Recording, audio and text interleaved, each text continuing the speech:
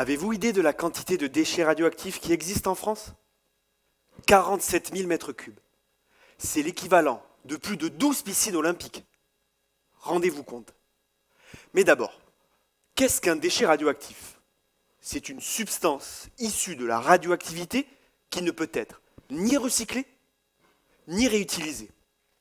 Ces déchets sont stockés et devront le rester sur une centaine d'années, le temps de savoir quoi en faire.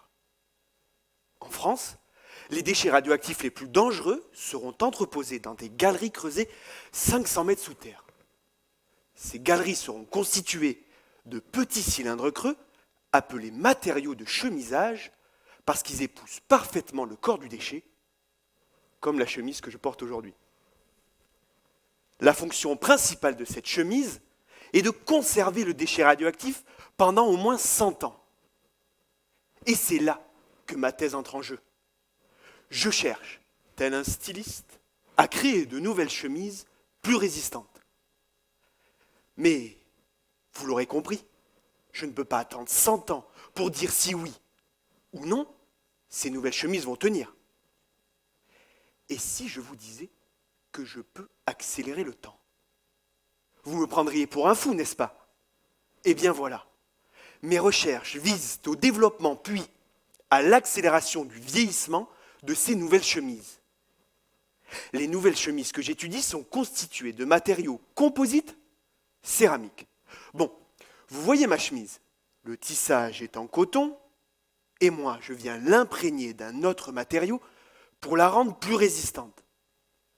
Sauf que les chemises que j'étudie ne sont pas en coton, ni en lin, mais en céramique. Les matériaux que j'emploie allient résistance thermique, stabilité chimique et résistance mécanique, et sont généralement utilisés dans l'aéronautique, donc à des centaines de mètres au-dessus de nos têtes, et moi, je veux les utiliser des centaines de mètres sous nos pieds. Mais comment je fais pour accélérer le vieillissement?